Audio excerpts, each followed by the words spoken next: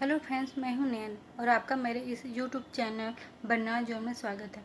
मैं fourth semester में optional course health and physical education में पढ़ा रही हूँ। इसमें मैंने हेल्थ में पढ़ाया था, फिर फिजिकल एजुकेशन का पढ़ाया था। अब बैलेंस डाइट स्टार्ट कर रहे हैं। बैलेंस डाइट, संतुलित आहार।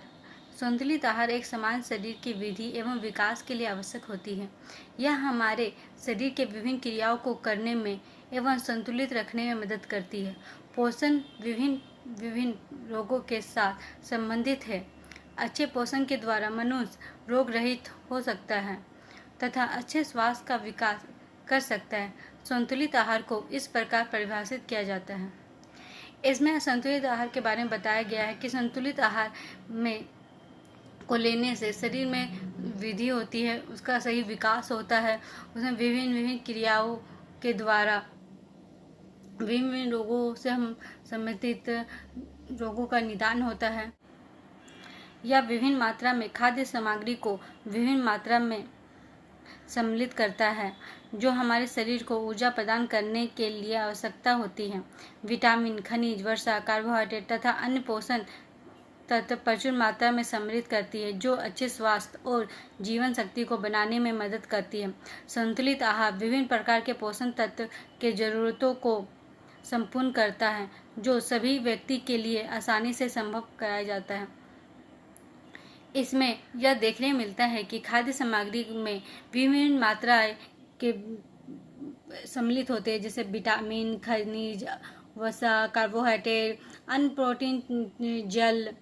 तो ये सब जो मिला होता है तो जिससे कि हमारे शरीर की यही सब चीज़ों की आवश्यकता होती है। अगर ये सब चीज़ हमारे शरीर में प्रचुर मात्रा में या जितना हमें चाहिए अगर उतनी मात्रा में मिले तो हमारा स्वास्थ्य अच्छा रहे, हमारा शरीर एक हेल्दी शरीर होगा। संतुलित आहार में विभिन्न पोषण तत्वों को जरूर शामिल करना चाहिए जिससे कि हम कोई भी कार्य को अच्छे तरीके से कर सकते हैं। हमारा मेंटल डेवलपमेंट ठीक से होगा, फिजिकल डेवलपमेंट ठीक से होगा, सोशल डेवलपमेंट ठीक से होगा, इमोशनल डेवलपमेंट ठीक से होगा। इसीलिए हमें बैलेंस डाइट की बहुत ज़्यादा आवश्यकता होती है। संतुलित आहार के महत्व, इम्पोर्टेंट ऑफ बैलेंस डाइट। अब इसके बैलेंस डाइट के क्या इंपॉर्टेंस है वो देखेंगे। फर्स्ट, आवश्यकता अनुसार भोजन की प्राप्ति, रिसीविंग फूड एज नीडेड। संतुलित आहार वही होता है जिसके द्वारा व्यक्ति की भूख शांत हो और स्वास्थ्य अच्छा हो। इसलिए संतुलित आहार में भोजन की मात्रा प्राप्त होती है। संतुलित आहार की हमें आवश्यकता होती है जिससे हम अपनी भूख शांत कर सके, हमारा स्वास्थ्य अच्छा हो, वो संतुलित आहार की हमें आवश्यकता होती है। सेकेंड, आवश्यकता अनुसार पोषक तत्वों की प्राप्ति, न्यूट्रिएंट्स वाइट एज नीडेड। संतुलित आहार इसलिए व्यक्ति के लिए महत्वपूर्ण है क्योंकि इसमें आहार की मात्रा के साथ साथ पोषक तत्व भी पर्याप्त मात्रा में प्राप्त हो जाते हैं जिससे व्यक्ति निरोग बना रहता है। संतुलित आहार जब हम कुछ भोजन को ग्रहण करते हैं तो उसमें पोषक तत्व, कार्बोहाइड्रेट, वसा, प्रोटीन, विटामिन, जल, खनिज, ये सभी हमारे शरीर में पर्याप्त मात्रा में आते हैं जिससे हमें रोगों से लड़ने की क्षमता बढ़ती है और हम निरोग होते हैं। पूर्ण संतुष्टि की प्राप्ति, अचीवमेंट ऑफ कंप्लीट सेटिस्फैक्शन। उस भोजन को हम सही आहार की श्रेणी में नहीं ला सकते जिससे संतुष्टि प्राप्त ना हो। संतुलित आहार व्यक्ति के तन और मन दोनों को संतुष्ट करने में सक्षम होना चाहिए। हम कोई भोजन को ऐसे नहीं बोल सकते कि वो बैलेंस डाइट है।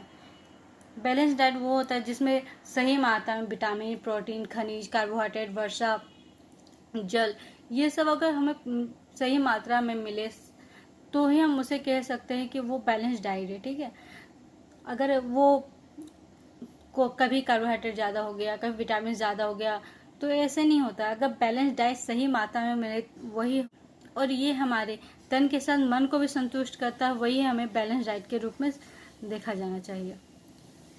फोर्थ, उच्च भोज्य शीघ्रता, हाई फीड मास्टर। वह भोजन ही सही भोजन हो सकता है जिसे देख के सूंघ के भोजन को ग्रहण करने की इच्छा जागृत हो जाए। संतुलित भोजन में शीघ्रता का गुण पाया जाता है। अगर हम कोई भोजन देख रहे हैं, वो देखने में आकर्षित हो हमें करेगा, हमें खुशबू अच्छी आएगी, तो हमें ऑटोमेटिक उसे खाने का मन करेगा।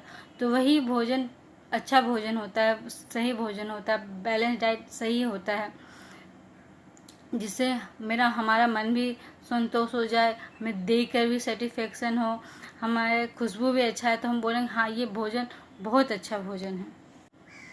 फिफ्थ, वृद्धि और विकास में सहायक, help in growth and development. संतुलित आहार में सभी पोषण तत्व व्यक्ति की आवश्यकता के अनुसार होते हैं, इसलिए इस आहार से वृद्धि और विकास उचित प्रकार से संभव हो सकता है। बैलेंस डाइट अगर हम सही तरीके से लेंगे तो हमारा ग्रोथ एंड डेवलपमेंट सही प्रकार से होगा, हमारा फिजिकल डेवलपमेंट सही होगा, हमारा मेंटल डेवलपमेंट सही होगा। अगर मेंटल और फिजिकल डेवलपमेंट सही होगा तो सोशल, इमोशनल, ये सब भी डेवलपमेंट हमारे सही प्रकार से होंगे।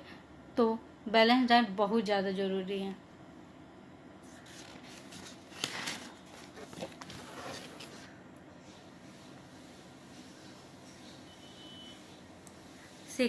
रोग प्रतिरोधी, रेसिस्टेंट। इस भोजन में सही पोषक तत्व होने से इसमें रोग प्रतिरोधक क्षमता अधिक पाई जाती है। अगर हम बैलेंस डाइट लेते हैं तो ऑटोमेटिक अगर हमारे बॉडी में कोई भी थोड़ा मोड़ा रोग हो, जैसे सर्दी, खांसी, तो उससे लड़ने की क्षमता, उसके बैक्टीरिया से लड़ने की क्षमता हमारे बॉडी बहुत ज़्यादा एक्सेस करते हैं, बहुत जल्दी हम उस चीज़ से ठीक हो जाते हैं, रिकवर कर जाते हैं। इसलिए बैलेंस डाइट बहुत ज़्यादा ज़रूरी है। 7, उचित पाक विधियों का प्रयोग, use of proper cooking method. इस आहार में उचित पाक विधियों का प्रयोग किया जाता है, जिससे भोज्य पोषक तत्व संरक्षित बने रहते हैं। अगर कोई भोजन को पका रहे हैं तो उसे उसी मात्रा में, उसी तरीके से पकाना चाहिए जिससे वो पकता है, उसी विधि से पकाना चाहिए, ठीक है। अगर हम उसे ज़्यादा पका देंगे, ओवर कुक करेंगे, तो वो ना खाने में अच्छा लगेगा, ना देखने में अच्छा लगेगा। अगर देखने में अच्छा नहीं लगेगा तो उसे ऑटोमेटिक खा भी नहीं पाएंगे। तो इसीलिए भोजन को सही तरीके से ही पकाना चाहिए, ओवर कुक नहीं करना चाहिए। अगर हम किसी चीज़ को ओवर कुक कर देंगे तो उसके विटामिन, उसके मिनरल्स वैसे ही नष्ट हो जाएंगे और हमें सही बैलेंस डाइट नहीं मिल पाएगा। मुख्य अवयव, मेन कंपोनेंट। तो अब हम देखेंगे बैलेंस डाइट का मुख्य अवयव कौन है, मेन कंपोनेंट कौन है। फर्स्ट है प्रोटीन। प्रोटीन विशेषकर अनाज, दूध, मांस, मछली और अंडे से मिलते हैं। प्रोटीन पचने एवं एनिमो अम्ल में परिवर्तित हो जाते हैं। इन एनिमो अम्लों का फिर से संश्लेषण कर शरीर अपने लिए अन्य उपयुक्त प्रोटीन तैयार करता है।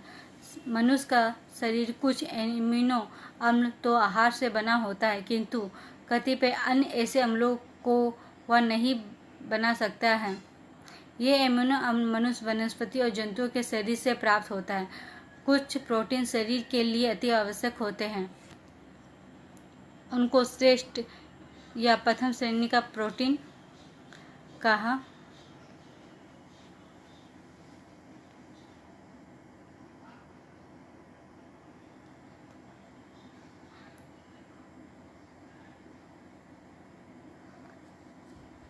जाता है। ये प्रोटीन विशेषकर जंतुओं से प्राप्त होते हैं।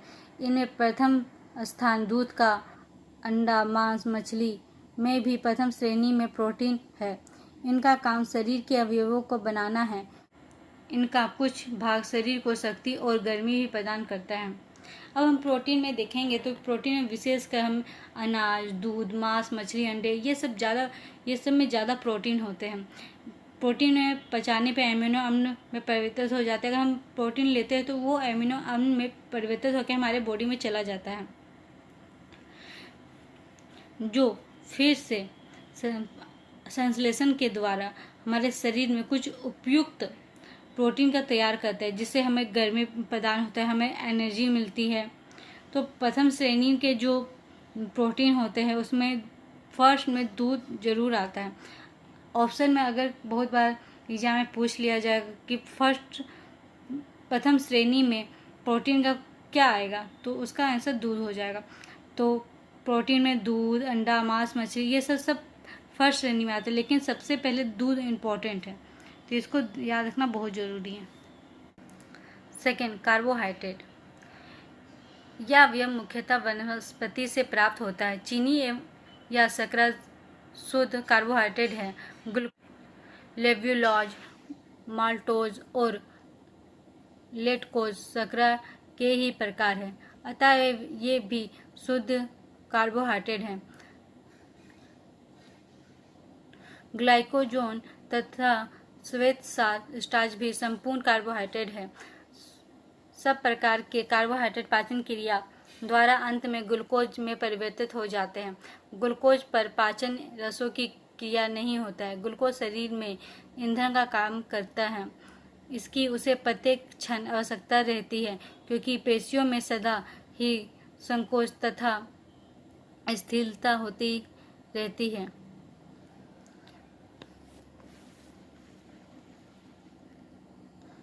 जो ग्लूकोज बच जाता है वह पेशियों और यकृत में ग्लाइकोजन के रूप में संचित हो जाता है और पेशियों के काम करने में समय फिर से ग्लूकोज में परिवर्तित होकर विभिन्न एंजाइमों और ऑक्सीजन की सहायता से ऊष्मा प्रदान करता है और ऊर्जा के रूप में पेशियों को काम करने के योग्य बनाता है। जो कार्बोहाइड्रेट होता है वह मुख्यतः वनस्पति से हमें प्राप्त होता है और जिसमें चीनी और शर्करा शुद्ध कार्बोहाइड्रेट है। ग्लूकोज, लेब्यूलोज, माल्टोज, लेक्टोज, शर्करा, जो ये सभी शर्करा के ही प्रकार, मतलब चीनी के ही ये सब प्रकार हैं। इसमें देखेंगे कि कार्बोहाइड्रेट हमारे शरीर में जब आता है तो वह पाचन क्रिया के द्वारा अंत में ग्लूकोज में परिवर्तित हो जाता है और सेल्यूलोज पर पाचन के रसों का कुछ क्रिया नहीं होता है। ग्लूकोज हमारे शरीर में एक ईंधन का काम करती है, क्योंकि पेशियां सदा संकोच स्थिरता में रहती है, इसलिए अगर ग्लूकोज उनके बॉडी में जाता है तो वह एक ऊर्जा प्रदान करता है हमारे शरीर में, जो जिससे कि हम मांसपेशियां काम करने स्टार्ट करती है और हम किसी काम को कर सकते हैं। अगर हम ग्लूकोज की कमी हो जाती है तो हमें चक्कर आने स्टार्ट हो जाते हैं, हमें अच्छा नहीं लगने लगता है, हमारा कोई भी शरीर अच्छे से काम करना बंद कर देता है, हमारे मांसपेशियों में लगती है कि ताकत नहीं है। ये सब कार्बोहाइड्रेट की कमी की वजह से होता है। थर्ड, वसा, फैट। तेल, घी, मक्खन इत्यादि शुद्ध वसा है। मांस और अंडे तथा वनस्पति पदार्थों में भी वसा रहती है। विशेषकर सूक्ष्म फलों जैसे बादाम, अखरोट, काजू और मूंगफली आदि में वसा का काम भी शरीर में ऊष्मा ऊर्जा पैदा करना है। कार्बोहाइड्रेट की अपेक्षा वसा में 2.5 गुना अधिक शक्ति होती है। कुछ वसा अम्ल शारीरिक पोषण के लिए महत्वपूर्ण है, वे नितांत आवश्यक वसा अम्ल कहलाते हैं। जो वसा होते हैं उसमें तेल, घी, मक्खन आते हैं, लेकिन इससे भी ज़्यादा इम्पोर्टेंट होता है जो ड्राई फ्रूट होता है, बादाम, अखरोट, काजू, पिस्ता, ये सब भी में फैट अधिक रहते हैं। हमारे शरीर में भी फैट की बहुत आवश्यकता होती है। ऐसा नहीं कि बहुत ज़्यादा फैट हो जाए, लेकिन एक जितना क्वांटिटी में रहना चाहिए उतना तो होना ही चाहिए, जिससे कि हमारा शरीर गर्म होगा, हमें एनर्जी मिलेगा। अगर हमारे शरीर में फैट कम हो जाता है तो हमें उस प्रकार से हमें एनर्जी नहीं मिलती जिस कार्य को हम काम को कर सकेंगे। अगर हमें एनर्जी नहीं मिलेगी तो किसी कार्य को कैसे कर सकेंगे। कार्बोहाइड्रेट की तरह भी वसा में 2.5 गुना अधिक शक्ति होती है। फोर्थ, खनिज पदार्थ, मिनरल्स। कुछ खनिज तो शरीर में प्रचुर मात्रा में पाए जाते हैं और कुछ अल्प मात्रा में। कैल्शियम और फास्फोरस शरीर में प्रचुर मात्रा में उपस्थित है, इन्हीं से अस्थियां बनती हैं। इस श्रेणी में लोहे, सोडियम और पोटासियम भी है। लौह रक्त का विशेष अंग है। सोडियम और पोटासियम शरीर के ऊतकों की प्रक्रिया का नियंत्रण करते हैं, जिस पर सारे शरीर का भरण पोषण निर्भर है। उनके असंतुलित होने से रोग उत्पन्न हो जाते हैं।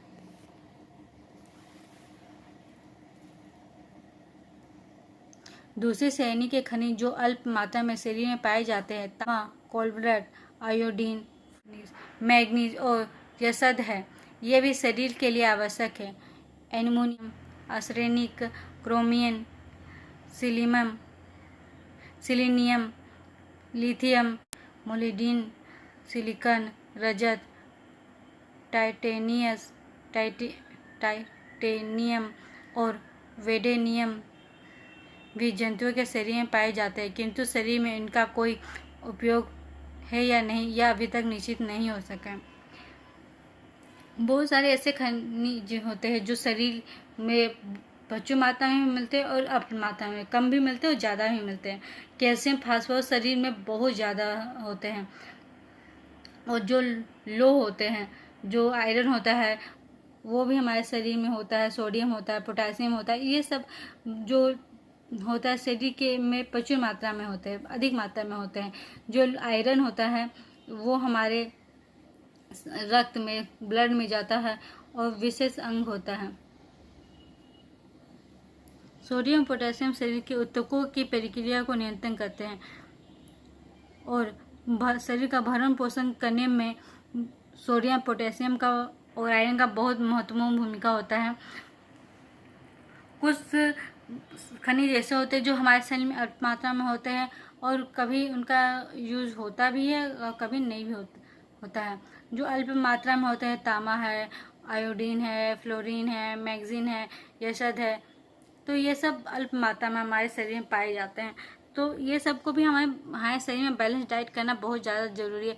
अगर हमारे शरीर में ये सब चीज़ों का बैलेंस डाइट ठीक से नहीं होगा तो हमारे आयरन का कमी हो जाएगा, कभी आयोडीन का कमी हो जाएगा। कभी कभी न्यूज़ में आप देखते भी होंगे कि आयोडीन की कमी हो गई है बच्चों को, तो उसका शरीर का अंग अच्छा नहीं है, तो आयोडीन नमक खाना चाहिए हमें। तो आयरन के कमी हो जाती है तो हमारा बॉडी में रक्त संचार कम हो जाता है, हमें अच्छा फील नहीं होता, हम किसी काम को एक्टिवली कर नहीं पाते हैं। तो ये सभी बहुत ज़्यादा इम्पोर्टेंट होता है। इसे बैलेंस डाइट में खनिज पदार्थ का भी बहुत इम्पोर्टेंट रोल होता है। फिर विटामिन्स कार्बनिक द्रव्य है जो खाद्य वस्तुओं में उपस्थित रहते हैं। उनकी भी शारीरिक क्रियाओं के लिए आवश्यकता है, यद्यपि उनकी अल्प मात्रा ही पर्याप्त होती है। ये ना तो शक्ति पर्याप्त तथ्य और ना ह्रासपूर्ण ही, ये पोषण पदार्थों के उपयोग में सहायता देती है। उनकी कार्यविधि उत्प्रेरक एंजाइम और सहायक एंजाइमों के समान है। विटामिन कार्बोहाइड्रेट, प्रोटीन की तरह ही पोषक होते हैं, लेकिन यह अल्प मात्रा में शरीर की पूर्ति करता है। यह शरीर का विकास करने तथा रोगों से लड़ने तथा चयापचय में सहायता करता है। यह शब्द कैसिमिर फ्रैंक 1912 में विटामिन के बारे में दिया गया है। विटामिन अगर भोजन को ज़्यादा पकाया जाए या ज़्यादा उबाला जाए तो नष्ट हो सकते हैं। विटामिन की कमी से हमारा शरीर अच्छी तरीके से कार्य नहीं करता। विटामिन को विटामिनेसिस कहते हैं। विटामिन 2 प्रकार की कमी से होते हैं। पहले, डायरेक्ट एवं प्राइमरी विटामिनेसिस या होती है, मतलब आहार की कमी होती है तो उसे डायरेक्ट या प्राइमरी विटामिनेसिस कहते हैं। अगर हमारे बॉडी में किसी आहार की कमी से हमें प्रोटीन की कमी होती है तो यह डायरेक्ट या प्राइमरी होगी।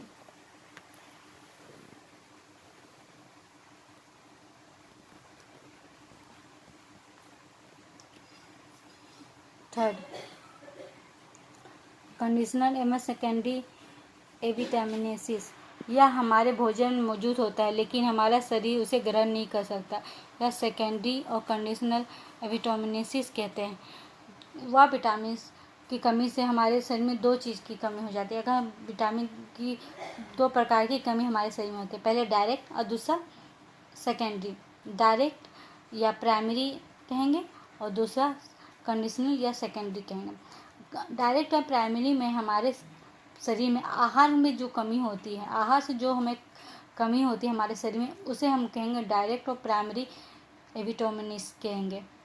और जो कंडीशनल और सेकेंडरी होगा, अगर हम किसी भोजन को ग्रहण कर भी लिए, उससे वो चीज़ की पूर्ति हमारे शरीर में नहीं हो पाई है, ग्रहण नहीं कर पा रहा है, तो इसे सेकेंडरी या कंडीशनल कहेंगे। तो ये 2 प्रकार की कमी हमारे शरीर हमारे विटामिन से हमारे शरीर में होती है। विटामिन में पोषक तत्व, विटामिन भी कार्बोहाइड्रेट और प्रोटीन की तरह एक पोषक तत्व होते हैं जो हमारे शरीर में कम मात्रा में लेकिन होते ज़रूर हैं। कैल्शियम मिल्क फ्रंट के अनुसार 1912 में विटामिन के बारे में उन्होंने बताया था। अगर किसी भोजन को हम ज़्यादा पका दिया जाए या ज़्यादा उबाल जाए तो विटामिन ऐसे ही चला जाता है उसमें, तो कोई फ़ायदा नहीं होता। विटामिन 2 प्रकार के पाए जाते हैं।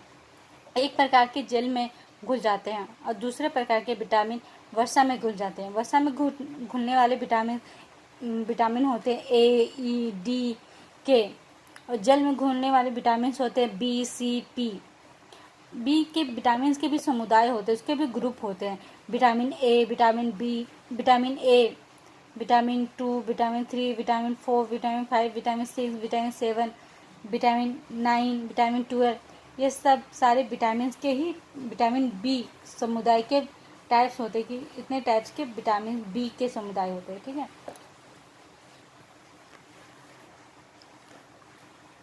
फिफ्थ, जल, वाटर। आहार के ठोस और अर्ध ठोस पदार्थों में जल का अंश 70% रहता है। शरीर में वस्तुओं में खनिज मिश्रित रूप में रहता है।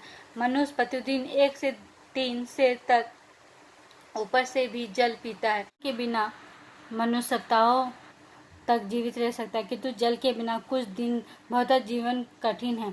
शरीर के ऊतकों और कोशिकाओं में पोषण तत्वों को ले जाने एवं विश्लेषण क्रियाओं तक उत्पन्न जो उन क्रियाओं में होती रहती है, विषैले अवयवों को शरीर से बाहर निकालने में जल बहुत महत्वपूर्ण है।